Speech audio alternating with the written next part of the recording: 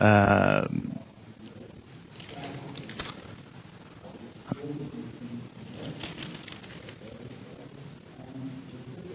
would then like to raise an issue, and that is how much you can actually fit into the education of young soldiers. Now, we already expect them to be warriors in traditional warfare, counterinsurgents, peacekeepers, and now we also want to add the title of humanitarian relief worker to their CV. I think we have to acknowledge the fact that there are trade-offs again. If we increase their humanitarian relief capabilities, we probably need to think about what in their education we have to decrease. And that's a trade-off I'm not sure the military is willing to do, but I'll leave it up to my distinguished colleagues to comment on that.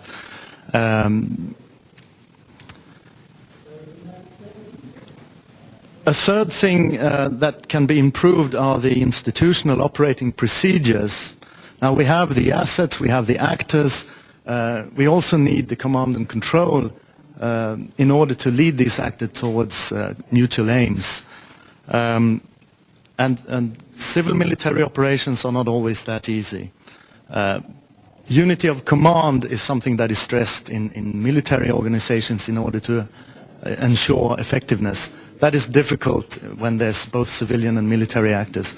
But a minimum would be unity of effort, that all actors involved are working towards the same goals. And in relation to this, I think I should mention at least the flora of strategic concepts that have emerged during the last few years trying to deal with this.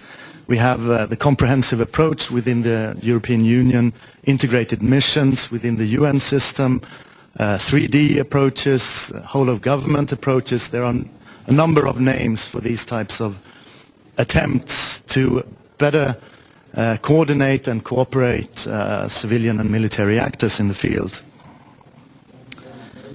But then again, we have to acknowledge the fact that military and humanitarian organizations have very different structures and working cultures. Cooperation between these actors does not come natural. Therefore, if we want them to cooperate effectively towards the same aims in the field, they need to be jointly trained before deployment. And I think it's mostly really about meeting each other more often, sitting around the same table, and thereby developing mutual respect for each other's cultures and professionalisms, as well as an understanding of the working procedures. It's not about mainstreaming their organizations or their aims. That's not the issue. Finally, and I know I'm running out of time here, but there ideally needs to be some forms of political and legal arrangement in order to ensure military access to affected countries.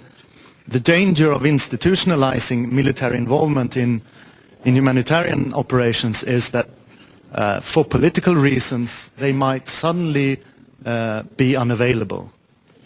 And if we have placed a lot of our hopes into military help in humanitarian operations, and for example in Myanmar after Cyclone Nargis, military outside support was not allowed for obvious reasons. I think it would be a danger to place ourselves in that situation. Adding a lot of resources, spending a lot of money on military capabilities in humanitarian operations and not being allowed to use them when disaster strikes. So in sum, obviously we should use military assets when disaster strikes and human lives are at stake. But we should be aware that there are problems attached, that we can increase their competence in these types of operations, and that there will always also be situations where we shouldn't use the military, and we should be very careful about civil-military cooperation and coordination. Thank you very much. Thank you, Robert. I think when we start the debate, I'm going to come back to you first and ask when we should not use the military to get some answers from you. But for now, let me pass the mic to Rita Hauser. Thank you. Thank you very much, and good morning to everybody. We had some of this debate last year, so we're going to pick up a little bit on it again. But I'll be a good advocate here, as I am a lawyer, and take the opposite argument to you, Robert. I think we're way past the point of asking, is there a role for the military? There is, and it's clear, and it's part of peacekeeping, and all of peacekeeping operations now and that I know of in the Western world are training their soldiers not only for normative peacekeeping but for emergency and humanitarian operations. So I think we've crossed that threshold quite a long time ago. There are very large questions in addition to the one that you just raised of what is the role in the field between the NGOs and the military. That's an old story. And we talked last year about trying to develop some normative standards as to when the NGOs do this and when the military does that and how they cooperate with each other. So far we haven't gotten too far with that exercise. But I think you're going to see an ever-increasing involvement of the military in these situations for two reasons. First, there is a whole school of thought which was debated at our board meeting the other day here by none other than Amartya Sen, the well-known Nobel Prize winner from India, who argued very forcefully that all of these disasters emerging from environmental change constitutes a fundamental threat to security, and that we are past the idea of looking at them simply as humanitarian or environmental issues. From his perspective, to dislodge hundreds of thousands of people, to unsettle nations in the wake of disasters poses a fundamental threat to international stability, and he actually leaped to the conclusion that it would be an argument for potential Chapter 7 intervention. I don't go that far, but I would like to indicate that I think we will be creeping toward that view simply because 2 years ago the General Assembly adopted as part of the Millennium Review the famous responsibility to protect. And we're just beginning to look into what does the world community mean by responsibility to protect.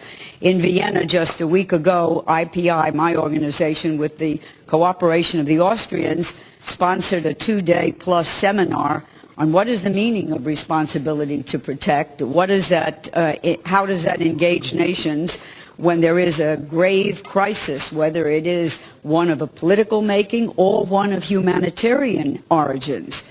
And we basically, I can say in this room, drafted the Secretary General's report, which he will present to the Assembly to be debated sometime this fall, and get a better understanding of what nations have undertaken by agreeing to this responsibility to protect. So let's take the extreme case, which is what everybody looked at in Myanmar, where the government failed to protect its citizens. I don't think anybody doubted that. The issue was whether or not there could be some external intervention through a Chapter 6 or Chapter 7 resolution. Let's suppose, just for hypothetical discussion, that the Myanmar government had persisted. It finally gave in at the end. But let's say it had persisted, and daily we were watching hundreds of deaths, thousands of deaths. Suppose it was a resolution and there was a decision taken by the Security Council to send in a military operation. I don't think that that is so far-fetched anymore. I think that is a prospect that may be facing us down the road, and we will be looking at it from a very different optic. It will be looked at through the peacekeeping optic, and then the other questions come up as to which force, who, where do the soldiers come from? Will they be from the region? Would they be from a UN-constituted force? Under what rules of engagement? And all the same questions that we're facing now in classic peacekeeping operations, where all those rules are very blurred and we have lots of conflict between even the different peacekeeping contingents. As, for example, we looked at a case study in Chad where the Austrians are involved, where the lines between what the UN force does and what the European force does, what the local force does, is very unclear. And in a humanitarian situation of emergency, I think it would be even more unclear.